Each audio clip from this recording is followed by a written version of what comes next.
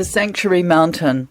The largest ecological reserve so far enclosed by a pest-free proof barrier fence anywhere in the world can be found southeast of the town of Cambridge, New Zealand, at Maungatautari Reserve. The reserve is close to Hobbiton and the Waitomo Caves with their famous glowworms. A visitor to the region could take in all three attractions over a couple of days. Since 2008, a 47-kilometre, 29 miles long pest-free fence has enclosed Maungatautari, an eroded volcano with multiple peaks and valleys, which has been officially designated as a nature reserve since 1912. The main entrance to the reserve is at the southern enclosure end. An information centre and set of tourist facilities known as Sanctuary Mountain Maungatautari is located there as well. It's run by the officially sponsored community trust that helped instigate the fencing project in 2001. There's an overall location of Maungatautari and its tourism facility. Google Maps, 2019. Maungatautari has been a nature reserve since 1912. The decision to fence it off came after the discovery of several rare species hiding in its rugged terrain, indicating that it was more significant than some other nature reserves. These included a population of the silver birch, an Ice Age survivor thought to have died out entirely in the North Island, and a new population of Hoxeta frogs, a rare and ancient species confined to New Zealand. By fencing off the reserve, it became possible to eliminate introduced mammals and thus further species loss, prevent that, and even allow the natural ecosystem to recover something of its former glory. New Zealand's ecosystems evolved in the absence of land mammals. The control of land mammals, cats, stoats, weasels, dogs, rabbits, rats, mice, goats, sheep, deer and so on, is absolutely central to any ecological restoration project in New Zealand. Within the outer fence, there are many more intensively managed areas: the northern enclosure, the southern enclosure, and the Tautari wetland to the southwest of the southern enclosure. Mice are being eliminated in these special areas, the jewels in the mountain's crown. Mice are not the worst pest, but they're small and, of course, they breed like mice. Thus, they're the hardest to control, and at the moment it's not deemed realistic to eliminate them across the whole mountain now, although the fence is mouse-proof. Here's a more detailed map of the Maungatautari itself. The outer fence is described as predator-proof on the map, but it also keeps creatures such as mice, rabbits and goats out. Pest-proof is a more accurate expression. There's a detailed map showing the 47-kilometre pest-free fence.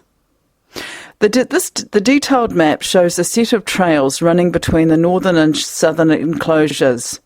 The heights are in metres. Maungatautari's main peak, which one north-south trail crosses, is 1296 metres above sea level, or 4252 feet. There are also some quite prominent lesser peaks, such as Puke Atua, the Hill of the Gods, which is also on a north-south route and comes in at 753 metres. Puke Atua lends its name to a little hamlet just outside the southern entrance. The trail that leads over the two peaks of Maungatautari Main Peak and Puke Atua is called the Wairere Traversed. I bet it's hard going. There is also a lot of trails around the southern enclosure itself, even though it's not very big. Here's a video of the Ecological Restoration Project. For nearly 10 years, I've belonged to a meet-up group called Feet First. which specialises in urban walks and hikes in and around Auckland.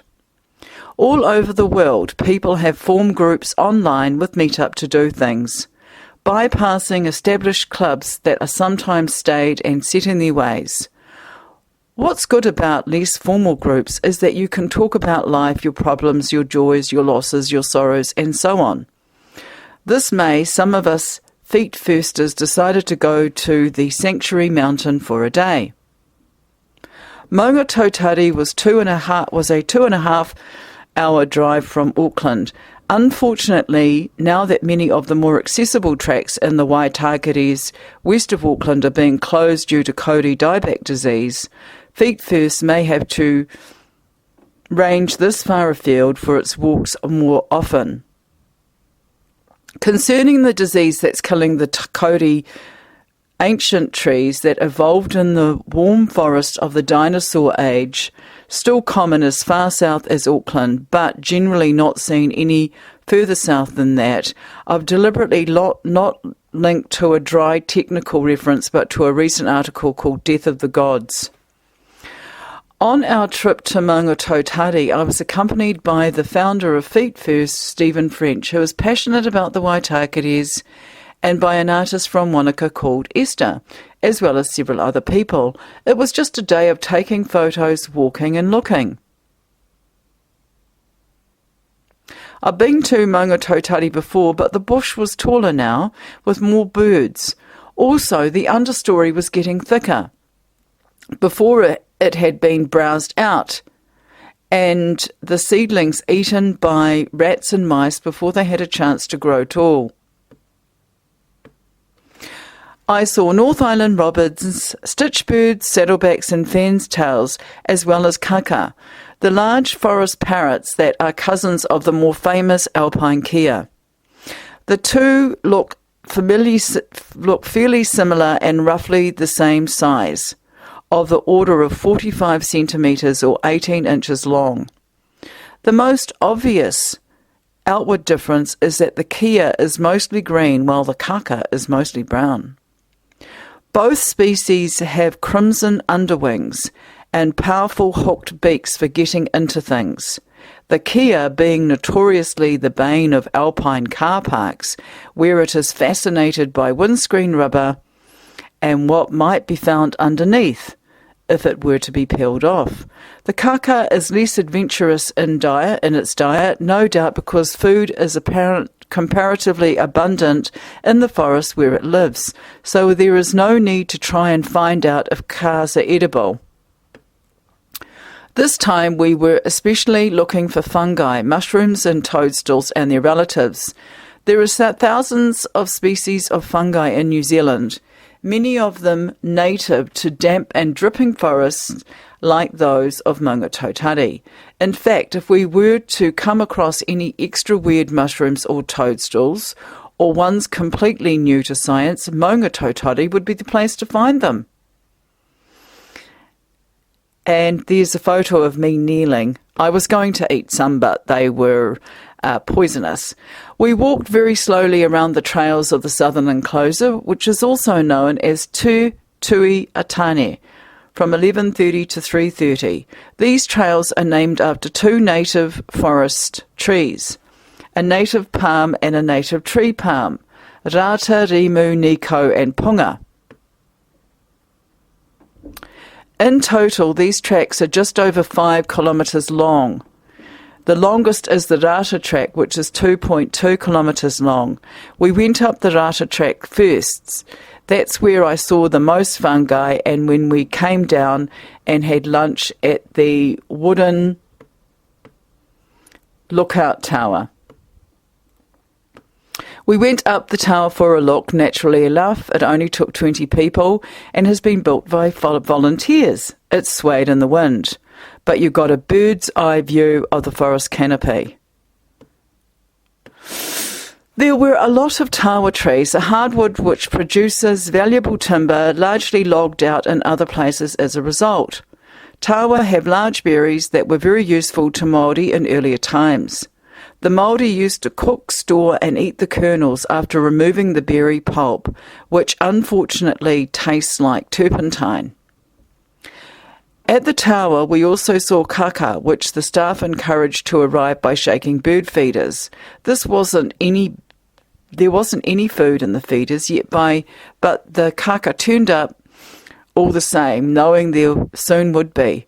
Then we took the Nico track, which was another small track.